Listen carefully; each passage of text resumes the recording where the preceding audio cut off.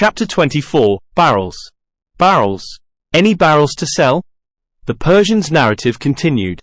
I have said that the room in which M. le Vicomte de Chagny and I were imprisoned was a regular hexagon, lined entirely with mirrors. Plenty of these rooms have been seen since, mainly at exhibitions. They are called Palaces of Illusion, or some such name. But the invention belongs entirely to Erik, who built the first room of this kind under my eyes, at the time of the rosy hours of Mazenderan. A decorative object, such as a column, for instance, was placed in one of the corners and immediately produced a hall of 1,000 columns. For, thanks to the mirrors, the real room was multiplied by 6 hexagonal rooms, each of which, in its turn, was multiplied indefinitely. But the little sultana soon tired of this infantile illusion, whereupon Erik altered his invention into a torture chamber. For the architectural motive placed in one corner, he substituted an iron tree. This tree, with its painted leaves, was absolutely true to life and was made of iron so as to resist all the attacks of the patient, who was locked into the torture chamber.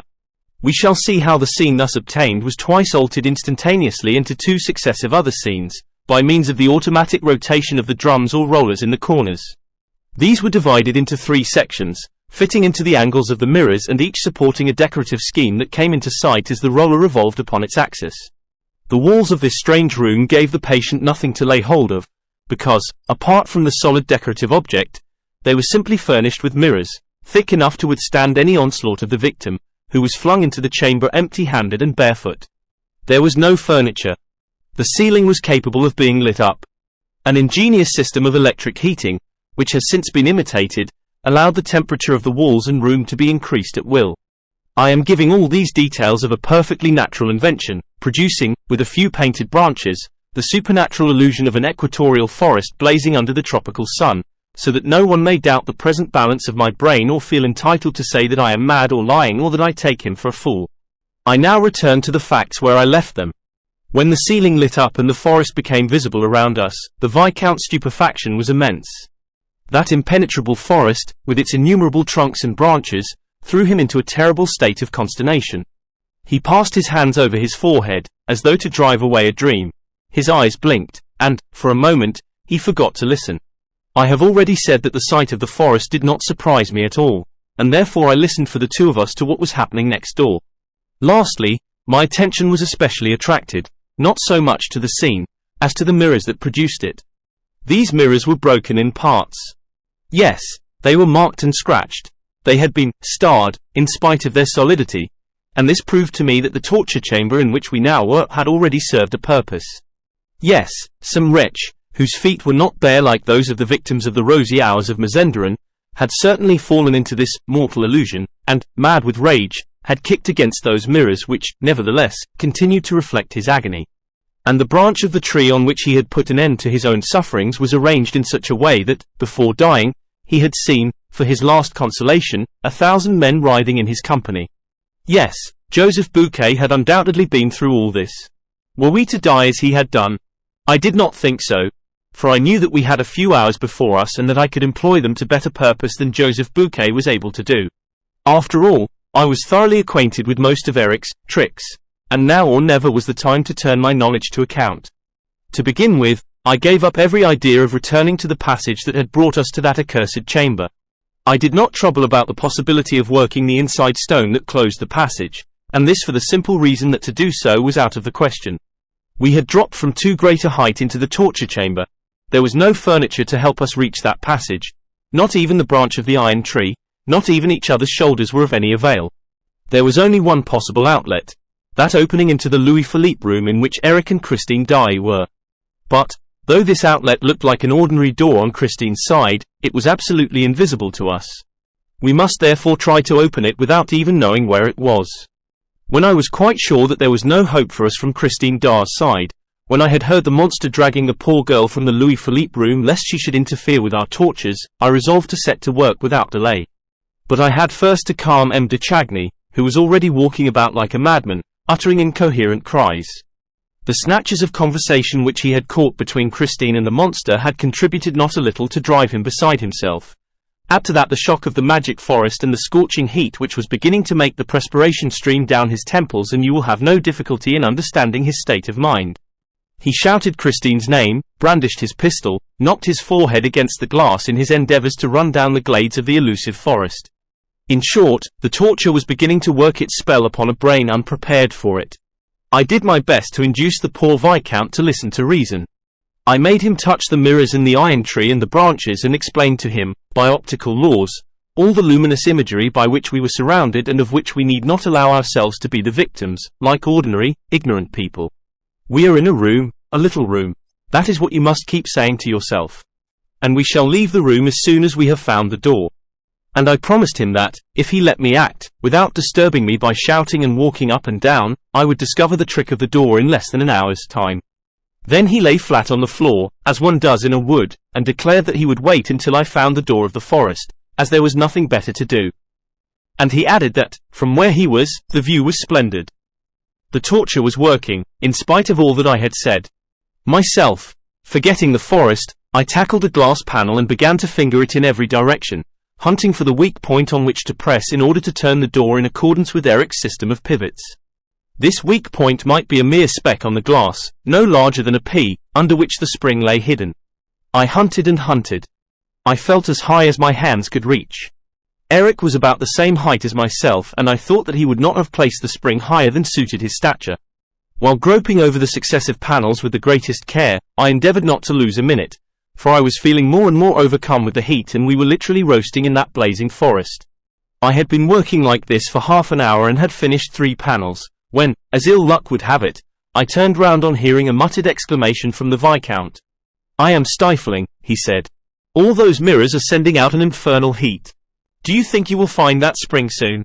If you are much longer about it, we shall be roasted alive." I was not sorry to hear him talk like this.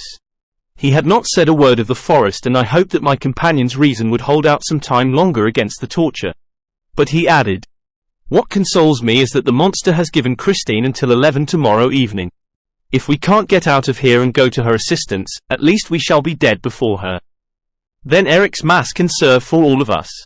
And he gulped down a breath of hot air that nearly made him faint. As I had not the same desperate reasons as M. le Vicomte for accepting death, I returned, after giving him a word of encouragement, to my panel, but I had made the mistake of taking a few steps while speaking and, in the tangle of the elusive forest, I was no longer able to find my panel for certain. I had to begin all over again, at random, feeling, fumbling, groping. Now the fever laid hold of me in my turn, for I found nothing, absolutely nothing. In the next room, all was silence. We were quite lost in the forest, without an outlet, a compass, a guide or anything. Oh, I knew what awaited us if nobody came to our aid, or if I did not find the spring. But, look as I might, I found nothing but branches, beautiful branches that stood straight up before me, or spread gracefully over my head. But they gave no shade. And this was natural enough, as we were in an equatorial forest, with the sun right above our heads, an African forest. M. de Chagny and I had repeatedly taken off our coats and put them on again, finding at one time that they made us feel still hotter and at another that they protected us against the heat. I was still making a moral resistance, but M. de Chagny seemed to me quite gone.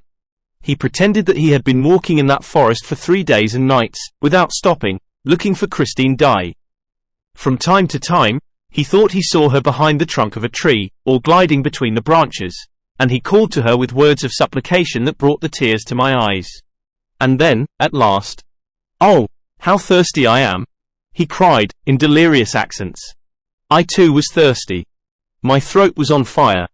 And, yet, squatting on the floor, I went on hunting for the spring of the invisible door, especially as it was dangerous to remain in the forest as evening drew nigh. Already the shades of night were beginning to surround us. It had happened very quickly. Night falls quickly in tropical countries, suddenly, with hardly any twilight. Now night, in the forests of the equator, is always dangerous, particularly when, like ourselves, one has not the materials for a fire to keep off the beasts of prey.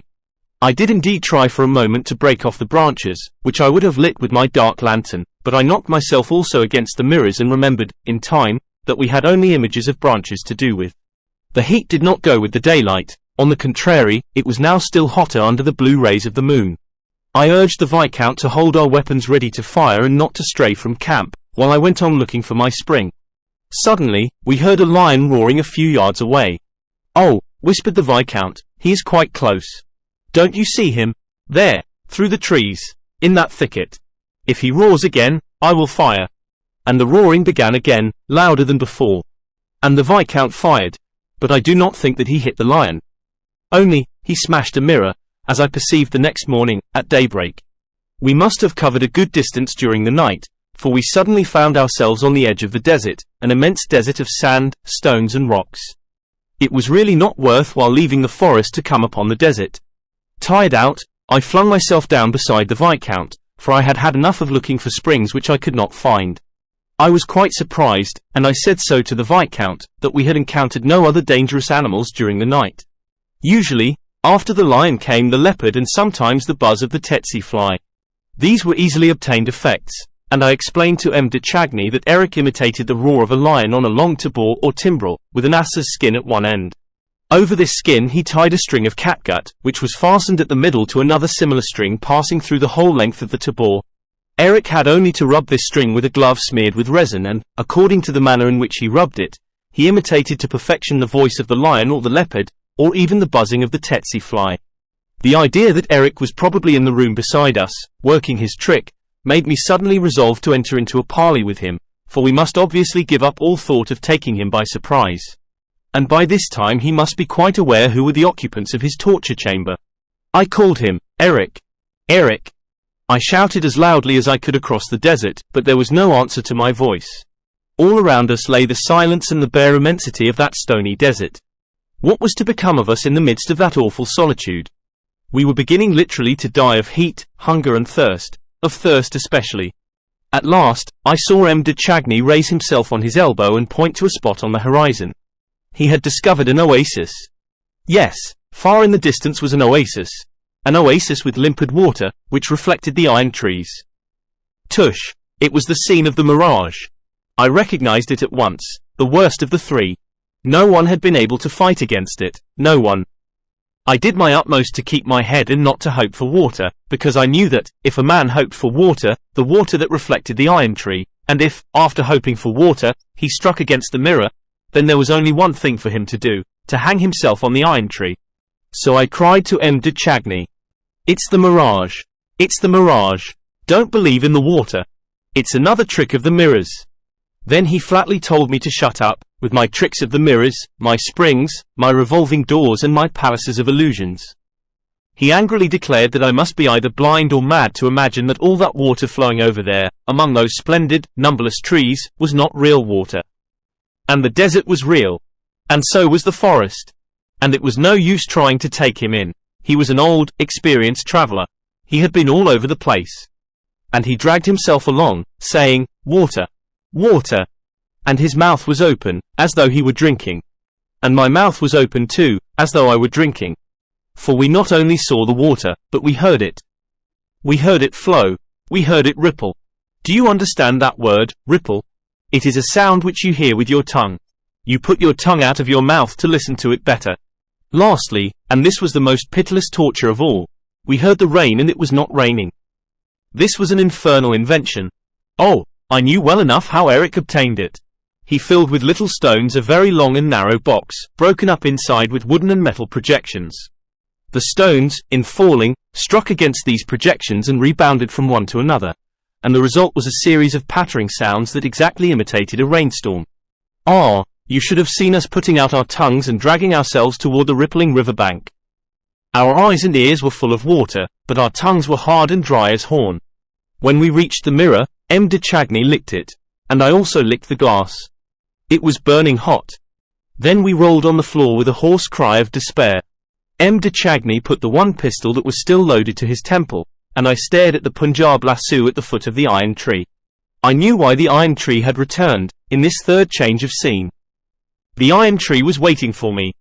But, as I stared at the Punjab lasso, I saw a thing that made me start so violently that M. de Chagny delayed his attempt at suicide. I took his arm. And then I caught the pistol from him, and then I dragged myself on my knees toward what I had seen. I had discovered, near the Punjab lasso, in a groove in the floor, a black-headed nail of which I knew the use. At last I had discovered the spring. I felt the nail. I lifted a radiant face to M. de Chagny. The black-headed nail yielded to my pressure. And then,